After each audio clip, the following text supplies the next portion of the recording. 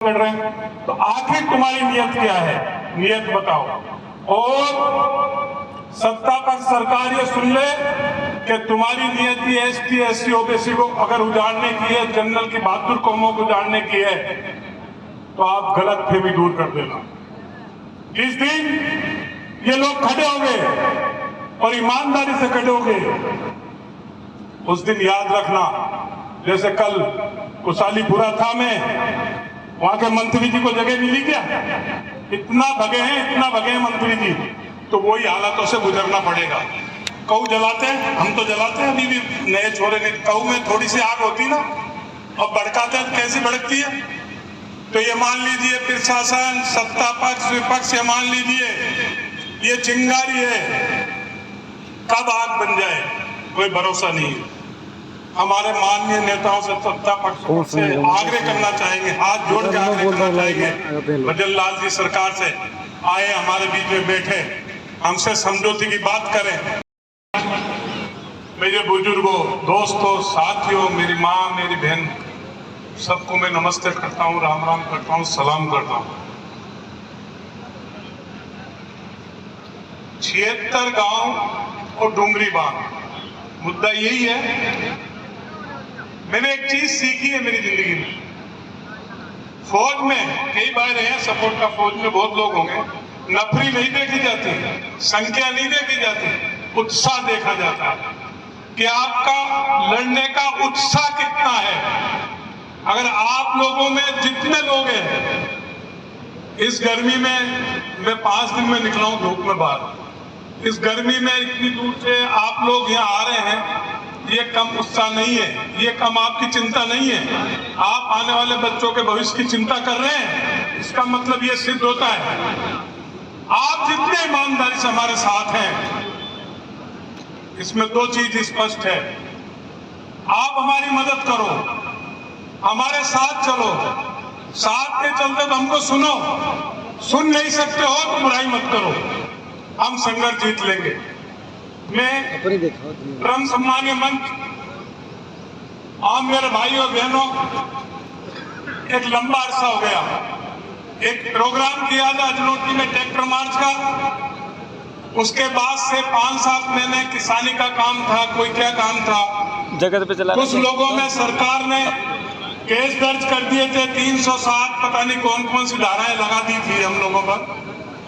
लोगों को ये डर था कि या तो धाराओं के डर से या प्रशासन और सत्ता की डर से हमारे लोग डर गए हैं, लेकिन नहीं, हमारे लिए खेती किसानी भी इतनी जरूरी है जितनी डूंगरी बांध को रुकाना भी जरूरी है।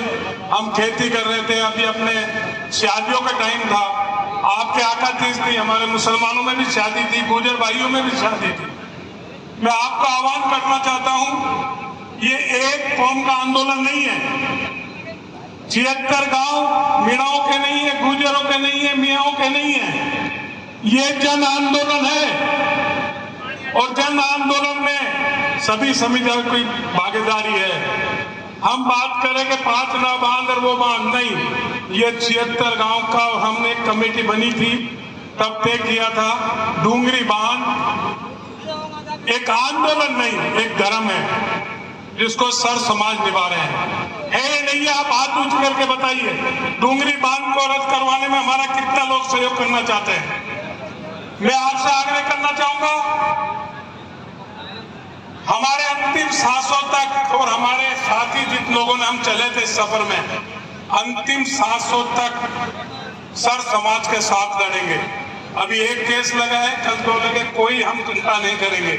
हमने, मैं धन्यवाद देना चाहूंगा आसाराम जी को, हम लोगों ने सलाह करी, गेप बहुत हो गया, टाइम बहुत हो गया, कमेटी वालों से बात की होगी, एक मीटिंग करी जाए, इनने हिम्मत करी, मैं इनको बधाई देना चाहूंगा। इन प्रोग्राम का आयोजन किया है इन्होंने, मैं इनका बहुत बड़ा बधाई देना चाहूंगा कि रुकी हुई गाड़ी को धक्का देकर ब्रेकअप खत्म किया और फिर दौड़ा दिया। मैं, मेरे पुलिस प्रशासन के भाई अभी फोटोग्राफी कर रहे थे, और भी आए होंगे। मेरे भाइयों, आप भी हमारे बेटे हो, आप भी हमारे ही होंगे किसी न किसी के। आप आन गांव से आए नहीं है, सवाई माधोपुर के बाहर होंगे, जब भी किसान के पुत्र होंगे।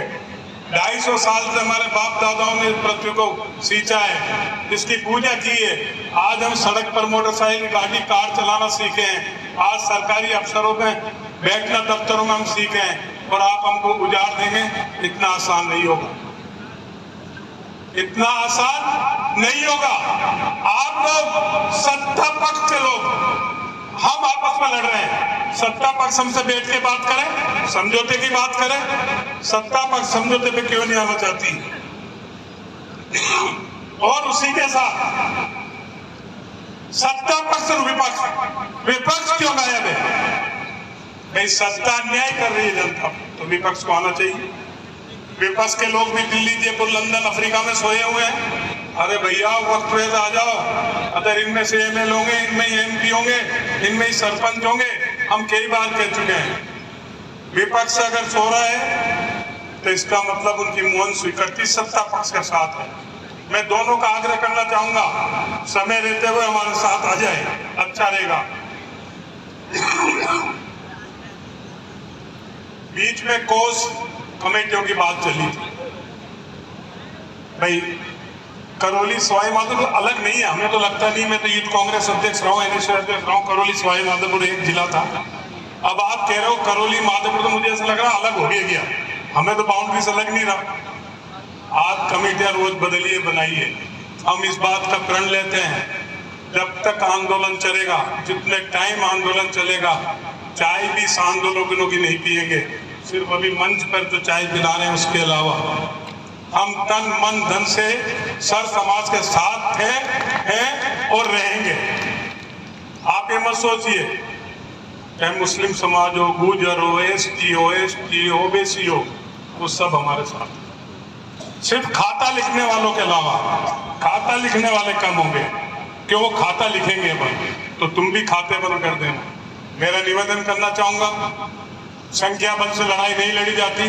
पिछली बार 1 लाख की मीटिंग हमने यही की थी। 1 लाख आदमी इकट्ठा हुआ था, आप दर्शक थे।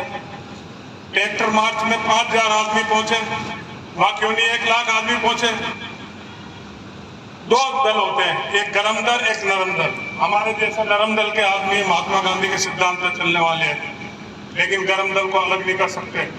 युवाओं में जोश था, उन्होंने वहां ट्रैक्टर चला दिया, हमसे नहीं पूछी, कमेटी का निर्णय नहीं था, लेकिन जो किया वो सही था।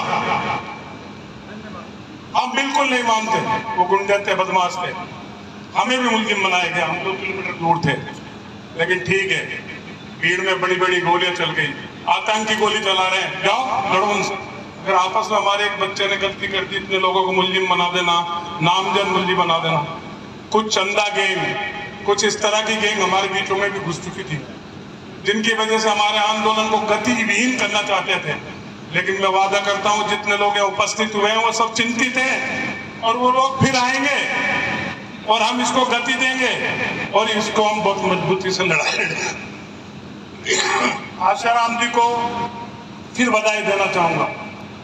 और संघर्ष की घड़ी में गांव में कऊ जलाते हैं, हम तो जलाते हैं, अभी भी नए छोरे ने। कऊ में थोड़ी सी आग होती ना, और भड़काते हैं, कैसी भड़कती है? तो ये मान लीजिए प्रशासन, सत्ता पक्ष, विपक्ष, ये मान लीजिए ये चिंगारी है, कब आग बन जाए कोई भरोसा नहीं है। हमारे माननीय नेताओं से, सत्ता पक्ष से आग्रह करना चाहेंगे, हाथ जोड़ के आग्रह करना चाहेंगे, भजन लाल जी सरकार से आए, हमारे बीच में बैठे, हमसे समझौते की बात करें। बात समझौते की नहीं बनती है तो उसके बाद हमसे राड़ करें। आपने एक बार समझौते की बात नहीं की हमसे, एक बार सम्मान नहीं दिया हमको, और कहते हैं कि डोंगरी बांध बनने देंगे। भजन लाल जी, हालत राजस्थान की देख लो, सरेआम गोलियां, सरेआम बलात्कार, राजस्थान संभल नहीं रहा। डोंगरी बांध एक ये बांध है, एक मेरे बेतेड़ में एनीकट बन रहा है, 6 गांव उससे उजड़ रहा है, सूरवाल बन रहा है, ईसरदा बन रहा है। तो क्या राजस्थान में करौली और सवाई माधोपुर पे एक्सपीरियंस प्रयोगशाला समझ रखा है? 118 गांव कन्वर्जेशन में यहाँ उजड़ रहे हैं। तो आखिर तुम्हारी नियत क्या है? नियत बताओ। और सत्ता पक्ष सरकार ये सुन ले कि तुम्हारी नियति एसटी एससी ओबीसी को अगर उजाड़ने की है, जनरल की बहादुर कौमों को उजाड़ने की है, तो आप गलत फहमी दूर कर देना।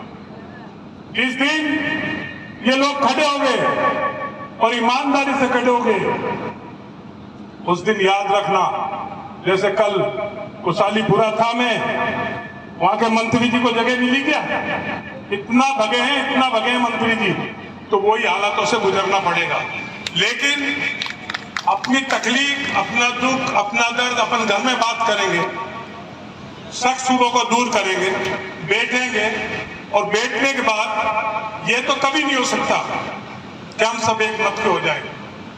हम में कंस भी है, हम में रावण भी है, हनुमान भी है, मोहम्मद भी है, हम में सब लोग हैं, और हम मिलकर संघर्ष करेंगे।